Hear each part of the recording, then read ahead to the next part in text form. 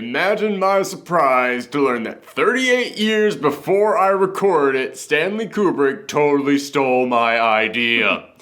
That makes no sense to anyone who didn't see our opening skit for THORGIWEEN this year. Hey everyone, it's me, Aaron. And I'm Michelle. And this is our post-SHRIEK out reaction for The Shining. That's right, for 31 days straight we are reviewing horror movies, all as part of THORGIWEEN, our month-long celebration of everything spooky and scary leading up to Halloween. Also, I am recording this 3 days into Comic-Con. I am tired and exhausted. So I'm going to be stumbling over my words more than ever. And if you've ever watched one of these before, you know that's saying something.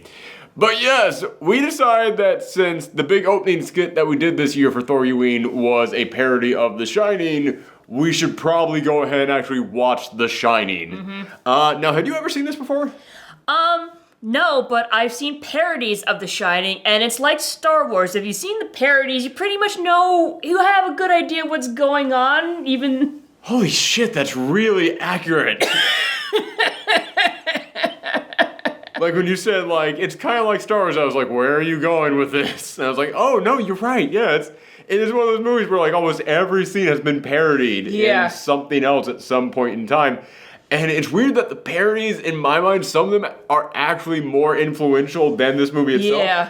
Because there is literally a moment in here. It's when Jack Torrance is locked in the food cellar, and there's a knock on the door, and I literally expected to hear, Homa, me and the other ghouls have been talking it over, and we're kind of worried about the progress of this plan. Can't murder now, eating, oh, for God's sakes. I will go ahead and say the Simpsons Halloween episode, The Shining, is easily their best Halloween episode. And yeah, there's so many moments in here in which I couldn't not think of that. All it needs is a title. I was thinking along the lines of no TV and no beer make Homer something. Go crazy? Don't mind if I do. I love that. I can do that entire episode. I don't care. But yeah. So you have seen a bunch of parodies, but you told me this. You have actually seen the Sci-Fi Channel miniseries that Stephen King made with, I think, Steven Weber, I want to say was in it. The guy from Wings. Wings was a TV show, everyone.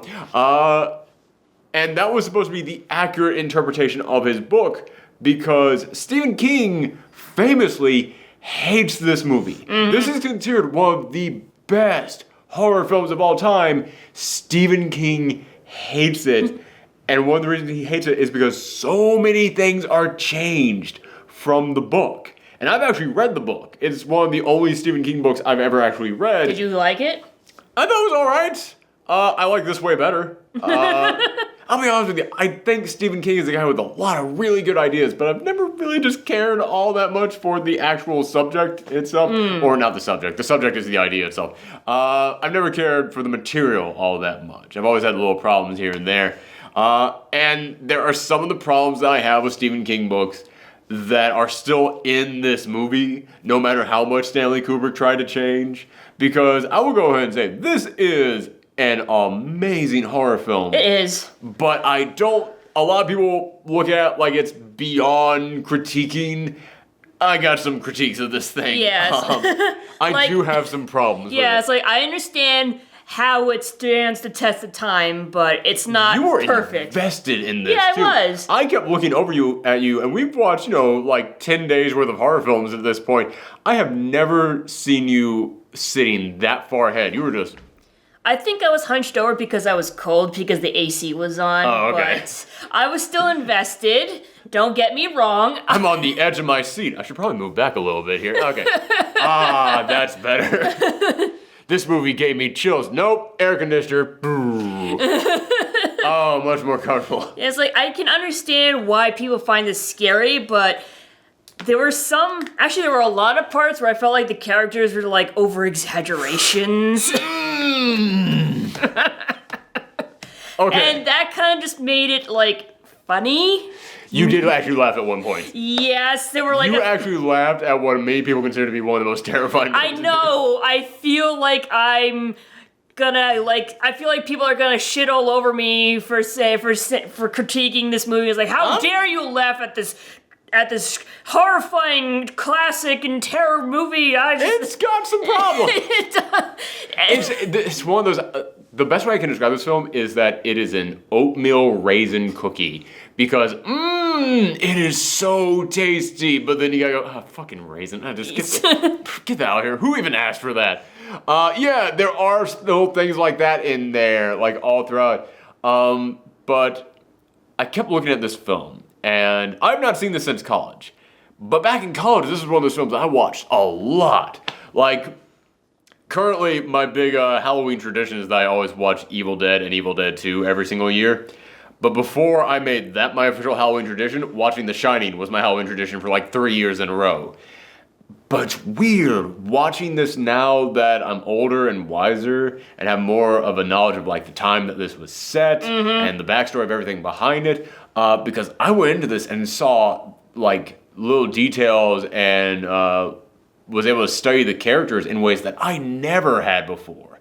Because Jack Torrance, I looked at him previously and I was like, oh yeah, this is a man going insane.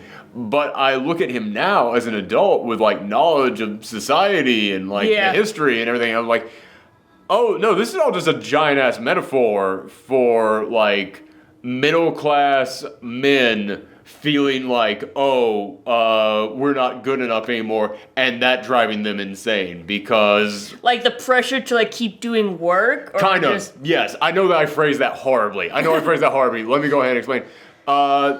This movie came out in the 80s, and the 80s was a time... Well, like the early 80s. It came out in 1980, so like right after the 70s. Yeah, like late 70s, early 80s, that time era. And, you know, it was during the 70s that we started seeing, like, society really starting to progress and move forward with more understanding and more rights for everyone and more people being allowed to work. And Jack Torrance in here, there's that moment when he's at the bar and he goes... White man's burden, Lloyd. And then later on, man, this must have been a part of the movie that had been cut out because I never even remember this. The version of the film that I saw was literally 20 minutes shorter than this one. So there were many scenes in here that I did not remember. Or I shouldn't say didn't remember, I had never seen them before. But yeah, there was a moment in which the ghosts are telling him it's like someone is coming. And then they just say a word that I will never say. And yeah, it just shows, yeah, they're really racist. And then Jack Torrance is just like, oh, like well, he's like, I thought I see. Well, the thing is, like the ghosts, weren't they like back in like the they were in the 20s? Yeah, the 1920s. Which I will get to like why that also kind of goes along with what I'm saying here, because yeah, they say like this racist term in there, and Jack's like, oh, I see. But so you get this feeling of like, oh shit, Jack Torrance is kind of racist. I never even thought that up until like this time watching it. But there's so many moments in here in which he is talking to Wendy, and he's just like, "Did you ever think about my needs, Wendy? Did you ever think about how you screwed me off?" Like, and it's so this like middle-aged man who is just upset that he's not more important than he actually is. Just basically coming in here and it's like, you know what? If it wasn't for my wife and my kid, I could have been a big deal, but they were holding me back. I scored 4 touchdowns in a single game, and then I got married off to, like, I'm referencing Married with Children now. Yeah. That's not actually in the movie. But that's kind of what it was. It was like oh shit, Jack Torrance is supposed to be that avatar of like middle-class white men at that time who everyone was telling them, it's like, oh yeah, you know why you're upset in life? It's not because of X, Y, and Z. No. It's because of other people. It's because of like that kind of like paranoia that men in the early 80s, late 70s, and even still throughout the rest of time were being fed of like, oh no, it's not your fault that you're unhappy in life. It's everyone else around you. It's all their fault. It's other people out there in the world. It's your own wife and kid. Like everyone's holding you back. And yeah, when you watch the film now as an adult, it really hits you that it's like, shit man, Jack Torrance, that's what's so creepy about him. It's that he is what happens when that paranoia drives like someone completely freaking insane. When that like level of mind control that society tries to feed people to try and control them. I'm sounding like a total hippie now at this point in time. man, you don't understand. The secret message in The Shining is all about mind control, man. No, not like that, but it's more just like oh shoot, yeah, this is like that paranoia that so many people were being fed to try and control them back then. Wow, it's literally the thing I just said. Wow. Okay, maybe I am being the crazy hippie right now. But yeah, it's like, wow, it's that driving someone completely fucking nuts. And then you see like the ghosts are in the 1920s. Yeah, it's that period of time in which people kept referencing back to. It's like, no, this was the good old days. You know, where that's when a guy like you would have been special. But you can't be special now there, Mr. Torrance. No, because of everyone else around you. That's what this entire movie was about. That's what makes Jack Torrance so freaking frightening. Honestly, this movie just reminded me how fucking messed up everything was back then. Like, the way they treated, like, Danny, the little kid, it's like... I was gonna say, we're still very yeah, messed we're up still, today. But it's like, things have improved, especially when it comes to, like, child care. Okay, fair enough. I get, okay, there's one for our decade. Yeah, it's like, the doctor comes over because, like, you know, Danny was having, like, a vision, and, like, she's like, oh, kids have, like... Kids have episodes all the time. I remember it's you common. were pissed at that line. I was like, "Are you fucking serious? You're just gonna let that go?" And when the wife was like, "Oh, my husband, he yanked his arm," you know, just typical stuff that parents do to their kids all the time. It's like, Jesus Christ, what a really different time that was. Yeah. Oh yeah, remember she was like smoking too? Like, constantly right next to him. There's so many other things in this movie that, again, this is like the 5th time I've seen this movie, and suddenly there's many things in here that I noticed that I never noticed before. And one of them is that Wendy is constantly smoking, and I always noticed that, but I never even thought about it. But this time I was looking at it, I was like, they agreed to be locked in a cabin separated from society, 25 miles away from the nearest anything else, in a cabin that's likely to be snowed in for 5 months, and she's a smoker. Like, if anything, she should have snapped first. Like, if Jack hadn't have snapped and they had been there for 1 more month, she would have been like, honey, where's my Marlboros? Oh, you used them all up. What? He just comes downstairs like, all right, time to start working on my note. And she's already there just banging away like, no cigarettes makes Wendy a dull girl. Yeah, man, we brought this up before already, but it's like, yeah, I smoked a little in college, and it's one of those things where it's like, man, even if you think you have an easy time getting rid of it, those cravings will just come back on you at odd times. And I kept looking at Wendy just like, man, you are about, like, unless one of those suitcases you brought up there is full just of nothing. Just packed of cigarettes. Just nothing but cartons. You're gonna go nuts any day now. But another thing that hit me when watching this film, again, for like the 5th time, it just suddenly hit me.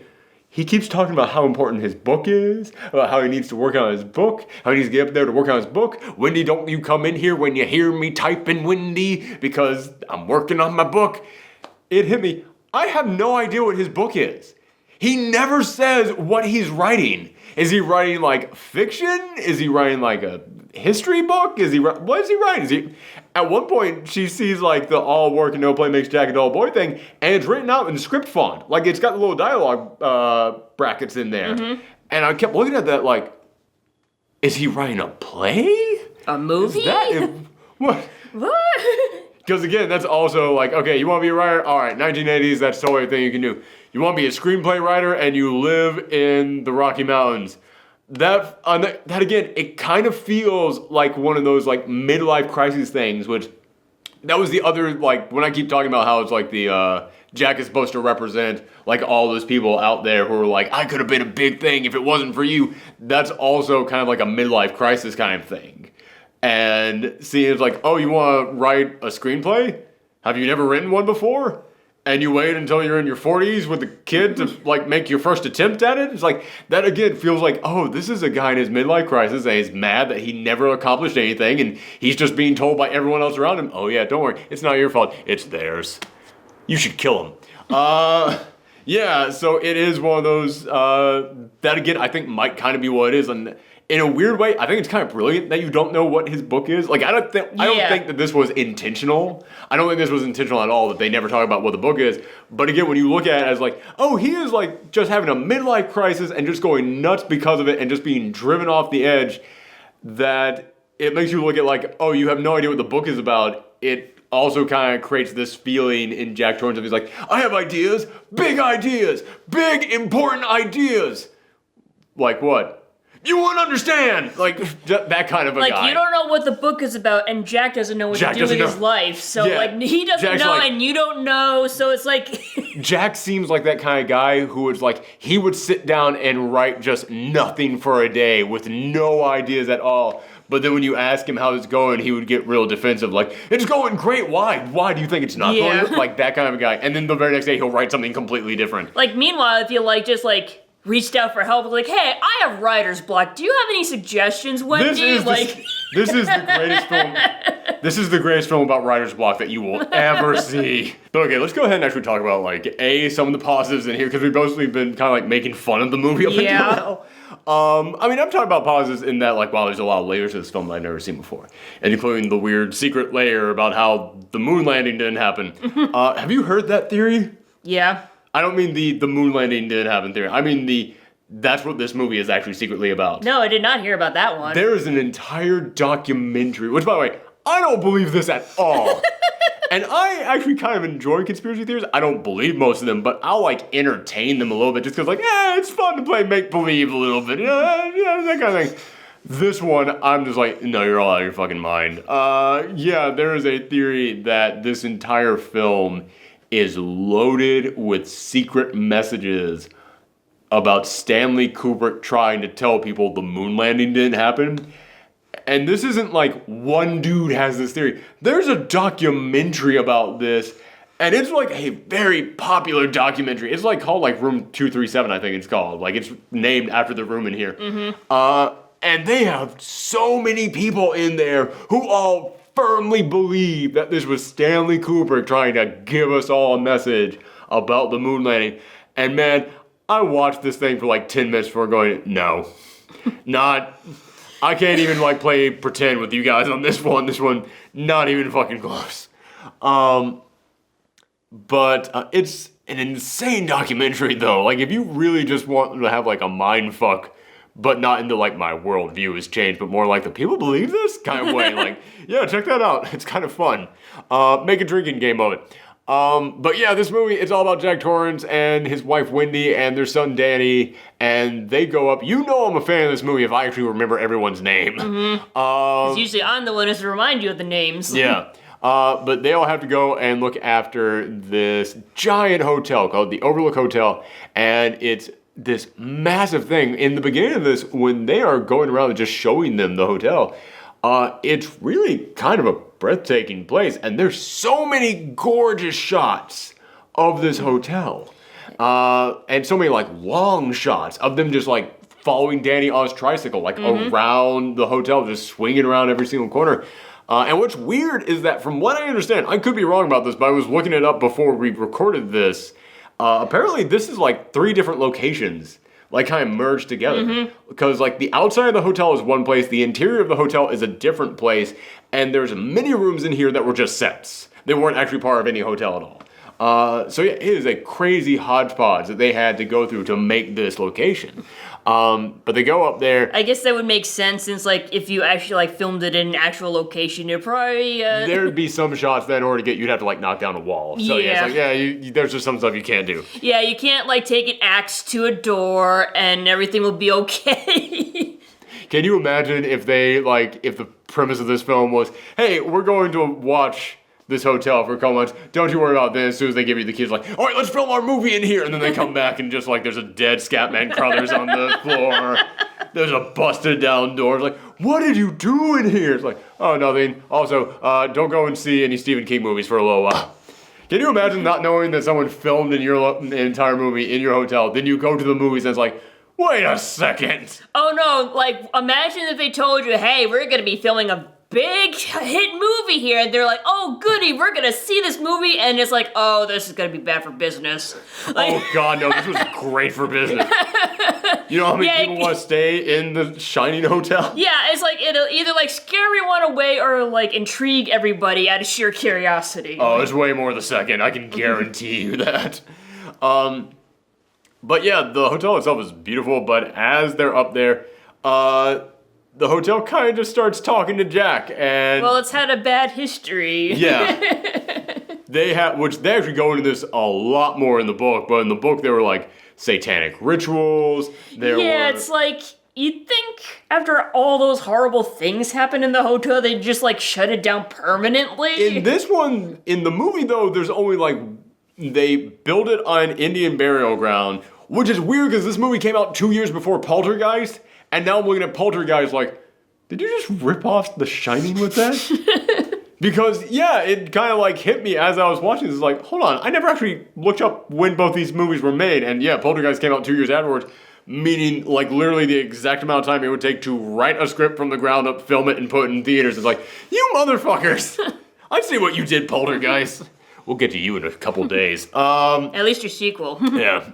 We're not going to get to the good one. But yeah, so aside from them building on ancient Indian burial ground, also like 10 years before this, the guy who was looking over the place went insane and killed his wife and daughters. And then killed himself. It's like, that's what happens when you take care of the Overlook over winter. You just kill your family. Well, apparently they close it down like every single year, which means there's been about 9 years in which it was like, okay, well, nothing happened. So I was like, okay, you think that after 9 years and nothing happened, you'd be okay?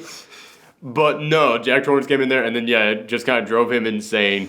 But Jack has something that Charles Grady didn't have, which is that his son has the Shining, and that basically means he's psychic. And there's a man who works there as a cook, what was his name in the movie? Like Dick something? God, yeah, it's Dick something, I can't remember. Dick Halloran. Yeah. That was it. But it's played by Scatman Crothers, so I'm just gonna call him Scatman Crothers, because that's the greatest name in entertainment history. Did you know he also did the voice of Hong Kong Phooey? Yes! Yeah. I did know that one. He also did the voice of Jazz on Transformers. He also did the voice of Scat Cat from the Aristocats. Well, it's got scat in the name, so it's like, alright, well... Yeah, that makes sense. You kind of have to... And he's a scat singer, in case you didn't know. Yeah. Yeah, that guy has had a fun career. Yeah. This was not probably a highlight for him. This is the most downplayed he has ever been, too. Like, if you didn't tell me he was Scatman Crothers, I probably never would have known. But he also has the Shining, and he talks to Danny. He's like, listen, you're going to see some stuff here, but it's just pictures in a picture book. That's all it is. Don't go to room 237, by the way. Nothing's going to hurt you. Don't go in that room.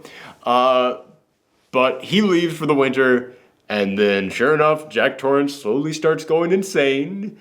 And because Danny has the Shining, he starts reaching out to Scatman Crothers, and he decides, all right, I'm in Miami for vacation, but I gotta go and save that kid. So he hops on the plane, goes all the way back there. Like, it is a long-ass trip that he has to take to get back there. And the audience, we're just sitting there waiting. We are waiting for him to get back there and save the day. So that is what the film is about. Of course, we always save the spoiler stuff for after we give it our score. But let's go ahead and actually talk about our thoughts about the film. As I said, this is one of the best shot horror films I have ever seen. Not just the interior either, like when they're following Danny around. Oh yeah, like all those are gorgeous. But there's so many shots of the hotel that make it look alive. Like so many shots, like in the middle of a snowstorm, and there's just like those two lights on in there. And it's like, that thing looks evil, and I'm just looking at a house. This is easily some of the best cinematography, some of the best camera work that I have ever seen in a horror film. Yeah, didn't they like invent like special like technology to like for the cameras so it would like follow like the Danny around without having it jerking around? It's been years since I watched like a documentary on this, but I believe that they had to like basically invent something for it to be able to make it work. Because there's some sort of gyroscopic camera, so it doesn't like something like that, yeah. Because it is smooth, like it's almost like it's flying. Yeah, exactly. And again, I like to point this out. They filmed this in the late 70s. This is not something that you could just do back then. Like they worked their ass off to make this thing look good. And there's so many like small bits of special effects that they use in here, but not like big CGI things. But it's like when the Overlook is just swallowed up by snow, that's a miniature that they're using. I couldn't tell. That looks real. And I know it's a miniature, and I'm looking for it. It's like, no, man, that looks like the giant snow piled up there on the side of the mountain. That looks like this is the actual hotel. Yeah, it is absolutely stunning to me how well they shot this. And this is also one of the best acted horror films of all time. Something that I wanted to save until this moment was that I honestly believe if you had not gotten Stanley Kubrick to direct this and you had not gotten Jack Nicholson as Torrance, this film could have been a complete flop. Yes. Like, because I do have problems with this movie, and a lot of these problems I kind of noticed this time for the first time. You know, granted, I had to see it like 4 times before this before it actually finally hit me. But as I said, I noticed a lot of good things about this movie that I never noticed before that hit me this time. But this film has crazy pacing. Mm-hmm. The pacing on this movie is nuts. First off, this thing is 2.5 hours long. It does not need to be over 2 hours. No. I know people are going to be mad at me for this, but I will go ahead and say you could easily cut 20 minutes of this movie out. And a lot of that just has to do with the fact that there are so many scenes that just drag on and on. Like the scene when Scatman Crothers is coming back and he just stops in the airport and he calls up the guy who's going to give him the snowcat. And they have this long-ass exchange about why he has to go back up there and check on this family and all that. And I will admit, I like the lie that he had to tell this guy. Like, my psychic powers were connecting with this kid's psychic powers. And, so he might be in trouble. He didn't say that, obviously. No. What he said was, well, seems that there was a problem. Looks like the people we trusted to watch it are a complete group of assholes. And I went, that's the best possible. And he didn't lie. Nope. He did not lie. Jack Torrance is an asshole. He's a total a-hole. But yeah, so I enjoyed that, but you could have cut it there. And it goes on and on. And there's so many other scenes that I was like, this is good. It's not like anything you're shooting is bad, but we get it. Yeah, it's like, it's not important, but I'm kind of glad you put it in there because it like adds to the suspense. Yes. But then even after it's done adding to the suspense, it's like, yeah, the suspense isn't going any higher now. We're just continuing this scene. But as far as like the pacing of the story, and not like in terms of like the film itself, but the actual like progression of the story, Jack Torrance goes from, I'm not gonna say he goes from 0 to 100, because he was never at 0. Jack Torrance was at a 15 minimum. He was closer to like a 30, 40 when this film began. There's so many moments. Like I said, Jack Torrance is supposed to be that middle-aged guy who is just mad at the world because his life didn't turn out the way that he wanted it to, and it turned him into a serial killer. And at the beginning of this film, when they are just driving, he's there at the wheel, and Danny's in the car behind him, like not wearing his seatbelt because it's the late 70s. And his wife is right next to him. And his wife and Danny are just making small talk. And whenever he would reply to their small talk, this is before the ghost started driving them crazy. You could tell he just had that look in his eye and that slight twist in his voice that was like, that's nice, Danny. Shut the fuck up, please. I'm so tired. It's like you can, like, he deliberately said, I need some peace and quiet, so that's why I'm looking out for the Overlook Hotel. Yep, I need peace and quiet to get away from my goddamn kid and my goddamn wife, but everybody else in this goddamn world. Yeah, just think about the fact that, I mean, granted, he was also desperate for cash. Yeah. But again, I mean, you talk about how this is like he is a guy going through the world's worst midlife crisis. Yeah, this was a guy who just decided to pick his freaking family up because he's gonna work on his novel or script or play or whatever the fuck he's writing because he doesn't even know, in this big ass cabin 25 miles away from anyone, and they're gonna be trapped there for 5 months. And he didn't like ask if they were okay with it either. No. Because again, like, Jack Torrance is supposed to be that, like, the ultimate, like, no, the man is the head of the household and whatever the man says goes. Like, that's the kind of guy that he's supposed to be, driven to serial killer levels. Yeah, so like, yeah, you know he didn't fucking ask them if they were okay with this. Yeah, like, and even his wife is, like, very timid. You can tell from the way that, God, I forget her freaking name, Shelley Duvall. You can tell from the way that Shelley Duvall plays Wendy. she is terrified of him on a normal day. Fuck, when he goes insane in the Overlook, you can tell from her performance, she is like, not physically abused, but she is just mentally abused because she is terrified of her own husband on a normal goddamn day. Like, I think that's one of the great reasons why she's always smoking in here. It's like, no, man, she's like, she's even, stressed out. Like, yeah, I didn't want to say that because I was like, kids, even if you're stressed out, don't start smoking. no, but that's like the big reason why a lot of people smoke. That's why she's doing it in this film, is because she is just constantly like, it's okay, Daddy, it's okay. Just watch your cartoons, Daddy. I was like, yeah, that's how she is, and she nailed that. And there's so many exchanges between them. Like, after he goes insane, that's like, yeah, it's supposed to be an abusive relationship, but taken, like, to, like, framed as a horror film. Because there's, like, that moment in which, like, he's chasing her up the stairs. And he isn't like, I'm gonna kill you. He's berating her the entire time. Just trying to get her self-esteem as far down as possible. And you look at it, it's like, God, this is probably a conversation they've had many times. Just he might not have been about to actually murder her when he did this. And her response when he's doing that, it isn't like, Jack, you're a monster. No, what has become of you? She's like, I don't know what I was thinking. Like, she wants to kind of like instinctively like apologize to him for this. And it's like, man, you can tell, like, even when he wasn't like being driven crazy by Ghost, they probably had this conversation a dozen times already. It's all there in the performances. It's so subtle, but they nailed it. Like, both Jack Torrance and Wendy Torrance are such amazing characters, and Shelley Duvall and Jack Nicholson just nailed it. If it had not been for them as the two main characters, and it had not been for Stanley Kubrick shooting the hell out of this movie, it would definitely not be the classic that it is. It would not be one of the best horror films out there because, as we said, it's got a couple problems in here, and one of them is the fact that it's like, can you imagine if this was an actor that could not really pull this off and a director who couldn't quite pull it off, and it was just left up to the story alone to carry this? And you were watching this story, and this guy gets into this hotel, and then instantly it just says, 1 month later, boom, boom, boom, boom. He is fucking nuts. Like, after a jump cut. It's like he just goes instantly to, like, time to murder everyone. Like, I honestly think that's one of the reasons why the Simpsons parody works so incredibly well. It's because it moves just as fast as the film does.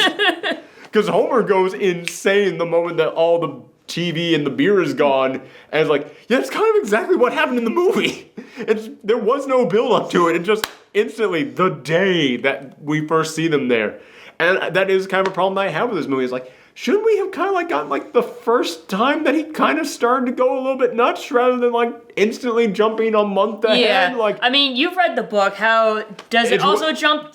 No, it's slower. Okay, figured. It's been like 5 years since I read, but if memory serves me correct, it is slower. Yeah, it's like, I understand like they can't.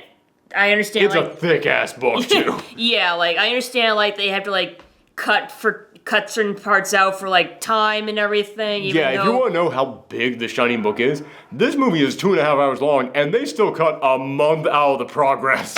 So I understand, like, you gotta move this thing along. There's just something that bothers me. It's like, okay, what's with the guy in the dog suit giving a blowjob? Okay, well, is that supposed to symbolize something? It's supposed to be that Stanley Kubrick hated furries. No. Damn, I knew it. He hated furries and the moon landing. I should do all these post-geek out reactions when I'm sleep deprived. I'm at my most clever here. No, there is that scene at the very end when like the Overlook Hotel is just like, oh shoot, it's party time. We can just stop hiding everything. No, it was just supposed to be like, hey, this is disturbing. I kind of figured, but it just felt like really out of place. Yeah, because again, remember, this is like the pre-internet when we were like... When this stuff was normal? No, I mean, it was before anyone could possibly go, ooh, that's not really a fetish, right, Google? Oh my God, that's a fetish. Yeah, in 1980, people, these days, most people know what a furry is in some way, shape, or form. 1980, people sitting in movie theaters, why is that dude dressed up like a dog just blowing that other guy? Like, yeah, it was jarring. And again, the Overlook Hotel, again, they don't go into it nearly as much here in the movie because they cut a lot of it out for time. But in the book, yeah, there were satanic rituals, there were like cult meetings, there was a mass murder, there were furry conventions, and that's kind of what it is because in the 1980s it's like, yeah, really weird shit too, like that, and it's like, again, I'm looking at this from 2018. It's like, hey man, that's what you're into. That's what you're into. I don't care. Go do your thing. Be into whatever you want to be into, man. As long as you just close that close the door. Close the fucking door when you do it. Also, who spilled all this blood in the elevator? Yeah, man. But in 1980, it was like, you want to know the weird fucked up stuff that went on here? Yeah, that's the thing that happened. It's like, okay, I understand. For the time, that was an incredibly shocking thing. It's like, once again, like, this movie, like, didn't think I'd spend that long on that part of the film. But yeah, go ahead. Yeah, but like, once again, like, that just shows, like, this movie is, like, very part of its time, but also at the same time, timeless. Yes. Yeah, like, there's so much stuff in here that really is timeless, and I would say even that right there, because, I mean, you can even still, like, interpret that as, like, it's still not a normal thing. Yeah, exactly. It's still not something that, like, yeah, even though we're living in an age when most people know what that is, you're not going to see it in any movies this year. You're not going to see it on any TV shows this year because, yeah, man, it's one of those things that's like, most of society not really on that level yet. Mm-hmm. Ain't ready to get there just yet. So, yeah, but what the fuck else was I going to say? Were you going to give it the rating and then go into spoilers, or? I will kind of do a little sum up here. I will say that, oh no, there is another problem with this. I remember there was another problem I want to talk about. And this one, I know people are going to disagree with me on this. I know it. But remember when I said that Stephen King still likes to do a lot of these things in his movies, and he sure enough did them in this film, and I don't think they belong in this film, or in this book, I should say. Stephen King has to fucking stop it with the psychic children. I don't like that in this movie. I know someone's going to go, you didn't like The Shining in The Shining? Like, I get it. I think that is completely unnecessary. I think it is a plot element in here that is not needed at all. I think that, in fact, in a weird way, it kind of makes me sympathize with Danny less, because, yeah, you feel for Danny because of what he's going through, but when it gets to the point of, oh, don't worry, I have psychic powers that allow me to, A, reach out for help, and B, gives me a split personality that is able to take over my body when I'm so freaked out I have to, like, retreat back into it. It's like, okay, you're losing some relatability here, kid. Yeah, it was one, and I know someone's gonna say, but that's how he was able to see the ghost in here. You could easily just have had Scatman and Crothers go, listen, not everyone can see this stuff, but it tends to reach out to kids more than anyone else, so just be careful. Like, bam, done. But children, like the idea of children being more susceptible to paranormal activity, that's not I guess so, but it's like, Jack was able to see the ghost, and eventually Wendy too, so it's like... But that, to me, also kind of comes back around to why I don't like The Shining in this. If it was just that Danny could see it by himself, then it's like, okay, that's why The Shining's important. Oh no, Jack can see this stuff too. Like, if they... Okay, well, maybe it's a genetic thing and it came from Jack. Nope, Wendy is seeing it at the end of this film as well. Mm-hmm. So yeah, I'm just kind of like, I really do not like that he has psychic powers. And also, part of that is because, I can't lie, when this film is supposed to be like that tense and that terrifying, maybe it would be different if I had a kid and I could kind of place myself in like Wendy's shoes and how I would be feeling in that situation, but I don't, so I kind of have to just look at this completely objectively, and at the end of this film, when everything's supposed to be so tense, and you've got, okay, Mrs. Torrance. I was like, oh my god, who thought that was like the little finger going, like, that little finger, that is like a record scratch on this movie for me. Like, he should have like taken a pen and like drawn a face on his fingers, like, this is my friend Tony. That would have been better. Or just fuck it, man. Like, don't do the voice. Just have like his hand, like, just like lose control with a pen and like write out the messages. Like, his hand just starts writing out red rum, red rum, red rum, red rum. Or like he does it with his opposite hand. Like if he's right-handed, he draws with his left hand. Like that. freaking something. But yeah, I freaking hate Tony. I hate this like little invisible friend living in his mouth. Living in his mouth. Yes. He lives in his mouth, yet he his wiggles fucking finger. Yeah, man, I do not like this in this film. Or in the book. I didn't like it in there either. The book actually has a lot of things in there that I look at and I'm like, there's no way that would work in the movie. And sure enough, Stephen King put it in his movie version of it. It didn't work in there. Even if he had a budget, it wouldn't have worked in there. Like I remember when I was reading that book and I got to the point where the hedge maze animals come to life and start creeping up on Danny. I was like, how in God's name was this supposed to be scary? This is not frightening at all. Like, there was no way to make that actually work. Yeah, Stanley Kubrick was right to change a lot of shit in this film. In fact, you know what? I'm just gonna get into the like spoilery part because we've talked in circles about this film already. And I think like, do you want to give the rating first? I'll give it. Spoilers. I'll give it. I'll give this movie an 8, and it's frustrating because there's 3 things in here that I think are perfect 10s. The directing, Jack Nicholson, and Shelley Duvall. I think they are perfect freaking 10s in this movie. But I think the pacing stinks. The actor playing Danny is great, but I really don't like what they decided to do with the character. And also, there's other little bits in here that I think not even the pacing at the beginning of like the 1 month later, or the pacing in terms of like a lot of scenes drag in here. I also think of like just how they introduced the ghost in here. I think it's just way too fast. Yeah. And it's funny, like you say it drags on too long, and yet the story seems to like go so fast. That's why I gotta give this movie an 8, because I do think there's a lot of uneven moments in this pacing of where it's like the story's moving too fast, but the scenes are going too slow. And I feel like if you had like found that middle ground, because yeah, I talked about how the book was this freaking thick and you had to turn that into 2.5 hours. But then I stop and think, you basically just told a ghost story with only 3 characters in there, and it still took you 2.5 hours, and you threw out most of the stuff from the book and changed it completely from the movie anyways. You could have changed the pacing as well. You could have easily done that. So yeah, I'm giving it an 8, which I know sounds like I'm saying that like, yeah, screw this movie, it's only an 8. An 8's a good fuck, like 8 is great. Yes, 8 is great. This is a great movie, but I do feel like this is, man, I've noticed over the course of the years of doing these reviews, I get real punchy when I have to criticize a thing that everyone loves.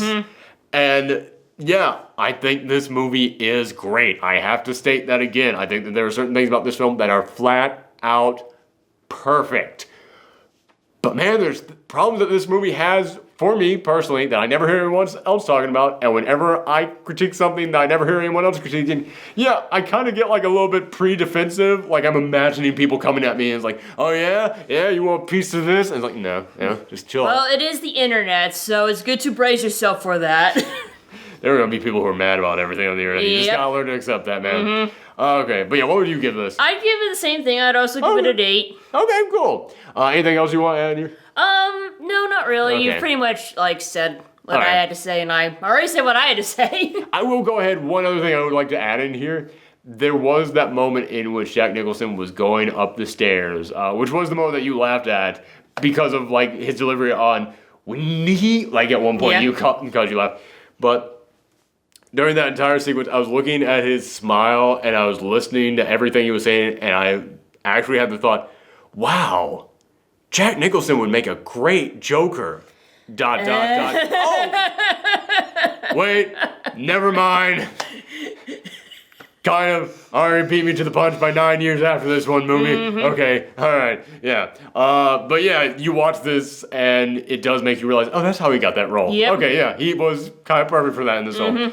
But yeah, there is one spoilery thing to talk about in this movie. And the spoilery thing is what happens to Scatman Crothers. Because this is a thing that a lot of people are mad about, and it's one of the things that Stephen King was very mad about.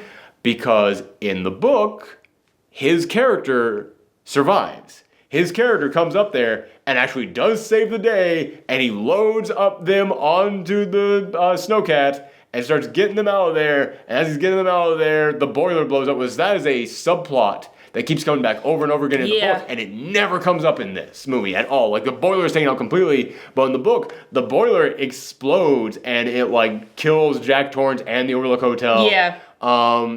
And I'll admit, I like the book, but there's only one moment in the book that actually scares me, and it's at the very end of the book when Scatman Crothers, who isn't in the book, but oh god, what was his name again? Dick, yeah. When Dick has them, and they're like, all right, they're getting out of there, and he has to steer around and drive around the Overlook Hotel to get to the way out. And he stops for one moment and looks at the Overlook, and the lights of the fire in the windows looks like two eyes on him. And he literally stops and he goes, maybe I should go back inside. And like, it's literally the Overlook Hotel going, come to us, come into us. And yeah, he actually for a moment stops and is like, I need to go back in. That's the only moment in that entire book that actually legitimately scared me. Because I was like, oh no, it's got him, no, Jake. And it's like, oh, but then he's like, we're out of here. And then, yeah, they roll out. Also, another thing in the book, again, it's been like 5-6 years since I read this. Actually, I think it's been like 7. It's been a long time. But at the end of the book, I actually think that Jack Torrance was actually like mutating a little bit. Like, not like he was growing tentacles or anything, but like they kept describing him, and it made it sound like he was getting like giant circles under his eyes, and like his face was getting like beaten up, and like not beat up like physically, but more just like it became like an old catcher's mitt, just like really like tanned and leather, just like yeah, just like from like all the wear and tear from kind of like, yeah, it was like his face was wearing and tearing so incredibly quick, like somebody just went through like 20 years of alcoholism in one night. And they didn't really do that here, but at the end of the film, Jack Nicholson, he is like howling, basically. Yeah. So they still basically mostly captured that, and I think that's pretty darn good. But yeah, I do like the ending in here so much better of he gets lost in the hedge maze, because they set that up so well. Yeah, like the jump cut to him like just like frozen stiff. It's just like, that is such like a classic. Ooh, yeah, it is. Man, that is a good final shot. That and also the shot at the end of it going into the painting. Yeah. Not the painting, but the portrait. Photo, the photo, and he's like trapped there in the back. The only thing is, he looks like he's the host of the party. Like he's like wasn't that the whole point?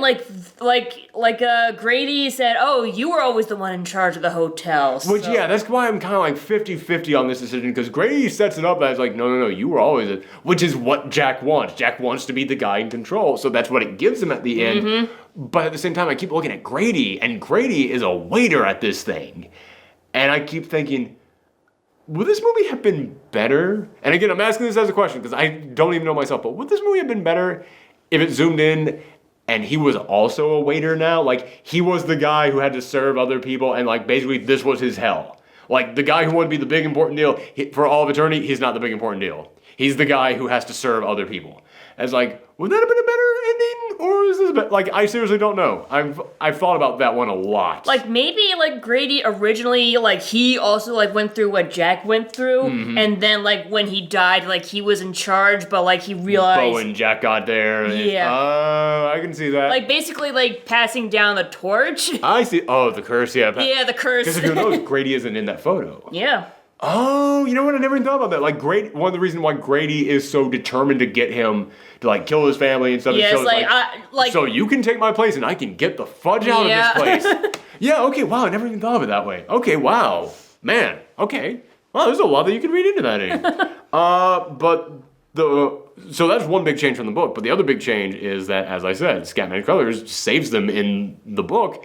In the movie, he gets there and is immediately killed by Jack Torrance. And I know a lot of people were mad at that. Yeah. And I know Stephen King was particularly mad at it because, like, how did you kill the guy who was supposed to save it all? I actually stand by liking that decision, because this is based on a book, and it was a popular book, a book that many people read. Can you imagine in 1980 going to see this movie when it's released in theaters, and you've read that book backwards and forwards, and you know exactly how it all plays out? You're like, oh, here's the moment where he saves him. Here's the moment where he, what the fuck? Like, can you imagine that feeling? Yeah, I know, like, I was upset at the murder, but at the same time, it felt like a good decision, because it gives you a sense of, like, there's no hope. Yeah, which is what there's. Everything about this movie is trying to give you that. Like, anytime that you see the Overlook Hotel just snowed in, especially that moment in which, again, this is something that even though I've watched this film many times over, I never even contemplated this, but there comes that moment in which Wendy has to lock Jack in there, And he tells him, yeah, the snowcat, it's dead. It's like, I ripped up the snowcat, ripped up the radio. It's like, you're trapped here for 4 more months. And I just had that thought of like, what if the ghost hadn't let Jack out of there? What if the ghost hadn't let him out of there? And what if Scatman Crothers never showed up? What would she have done? Would she have let him starve in there? They would need to eat too. Like, I kind of... There was food in there, which granted, they had another place for food. So they could have, like... He could basically have just stayed in there. She could have just, like, put him in the freezer and he would end up freezing in there and said... And just like have Wendy open the door and just like walk past his frozen body to like grab ice cream for Danny and then just like walk back and close the door behind her. Oh my god. Womp womp. But no, he wasn't in the freezer. He was in the he was in the pantry. But I was thinking how funny it would be if she put him in the freezer because he actually does end up frozen outside. Yeah. But if he was frozen inside, that would be something. Yes, that would have been a twist. That happens in the M. Night Shyamalan remake of this. But yeah, so I do, but yeah, that's one of those things that made me think, when we watched it this time of, what would she have done if she just left him there? Would he have eventually just died in there? Cause like, he had a brain injury, he had like a foot sprain, like, would he have like just eventually like fallen asleep with a head injury and gone to a coma? Like, and then what would she have done when, 4 months was up and they showed up and there was now her husband was found dead in there for 4 freaking months and just stinking up the place. Yeah, what would have happened then? Like, it's one of those things that, granted, we have no way of knowing because the film goes a very different direction. Yes. But yeah, it does make you wonder. It's like, oh shoot, that's an entire film right there that could have happened. So yeah, I think it's kind of, I really think that this film has a lot of really interesting scenes like that really do kind of make you think of like, wow, what were these characters going to do? What would have happened in these situations? But yeah, as I said, people were kind of mad about the Scatman Crothers scene. I get it. Yes. I look at that as them trying to shock the hell out of the audience. Mm-hmm. Like, it would have been like, hey, what if in that final Harry Potter book, Voldemort kills Harry and then Ron saves the day? Yeah, something like that. Like, that big of a shock of like, oh, that wasn't supposed to happen. I understand people being mad at it too, let me just go ahead and say that. But yeah, I actually kind of stand by that because even if you haven't read the book, it's a great fuck you to the audience. Mm-hmm. And it's so rare that you get a great fuck you to the audience. It's so rare that you get that. Like a worthy fuck you, not like a cheap fuck you. Yeah, exactly. Because they spend this entire film going, he's coming to save the day. And they have gotten you to that point in which you're just like, someone has to come and save the day. Yay! Oh, yeah. That's the original subverting your expectations. Which is a popular phrase to throw around in movies today. But yeah, this was one of the earlier examples that I can remember of it actually really working. Yeah, anything else that you want to talk about in this film? I don't think so. We've talked about this. We talked about this a lot, yeah. We talked about this way longer than I expected us to. But it's a great movie, just with a few things that I don't like in there, like this little guy. I really think this is so fucking stupid. I really do, and I know people are going to tell me I'm wrong about this, but man, I think that just. Oh my god, Jack's gone crazy and there's a ghost in here and a river of blood and all this stuff happening. Daddy isn't here, Mrs. Torrance. Oh god. Oh god. I will say another thing that I really like about them deciding to go with this ending is that... Like, honestly, I thought, like, Tony would be, like, the enemy.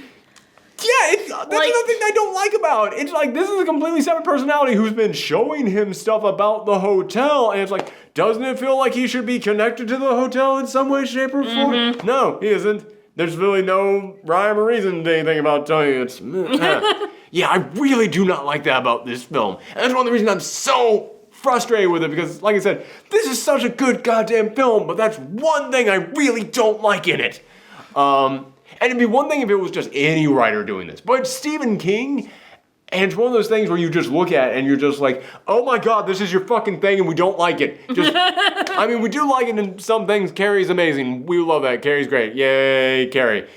That thing with Drew Barrymore where she lit people on fire, that's pretty good too.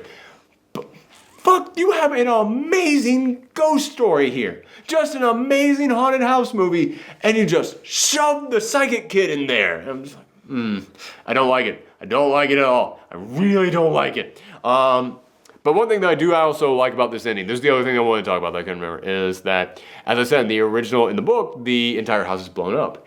I do kind of like the fact that the hotel's still there at the end of this.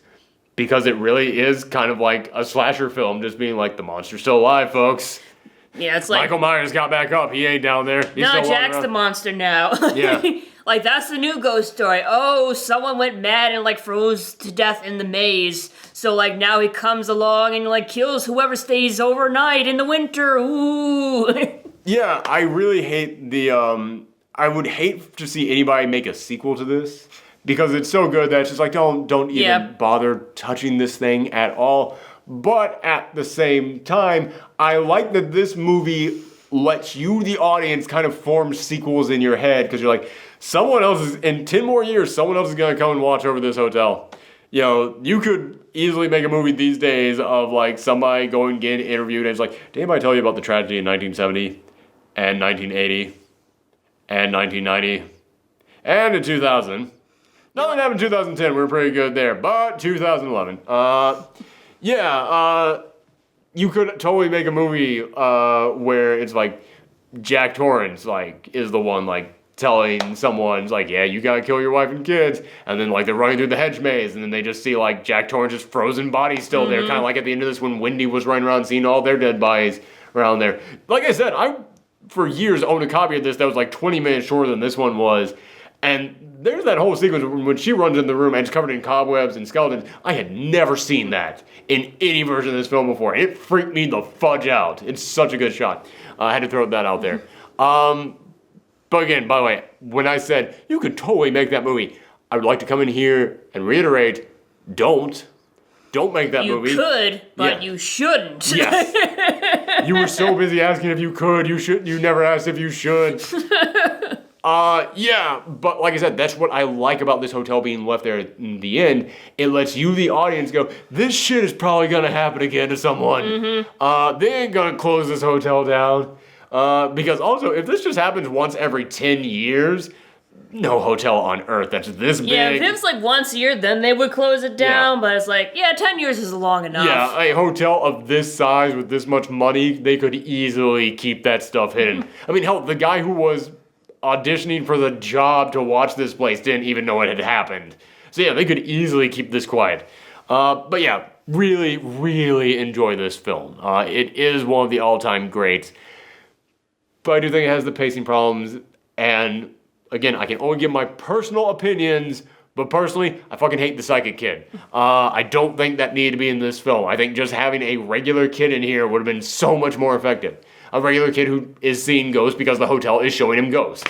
But yeah, so that is it. That concludes week 1 of the post-Shriek Out reactions. We're doing this every single day, this entire month long. Whew. But that was the end of week 1. And week 1 for post-Shriek Out reactions, it's always just whatever we want to watch. Yeah. After this, every single week has a theme to it. And I am now going to announce the theme for the second week of post-Shriek Out reactions. Sequels. Seemed appropriate. Yeah. Every single movie that we are watching for the next week is a sequel to a major horror movie.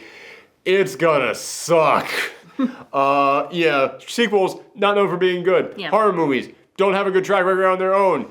Putting the two together, not like multiplying negatives. So yeah, if you guys were looking at all the movies that we were reviewing this first weekend, it's like, wow, you guys are reviewing a lot of hits in here, a lot of big famous movies that are really well known.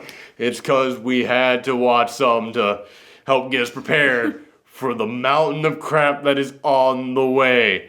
And oh my God, the one we have for you tomorrow. Stay tuned, everyone. And as always, happy Halloween. Bye. Bye. Red rub, red rub. I can't breathe. Fuck, that actually hurt.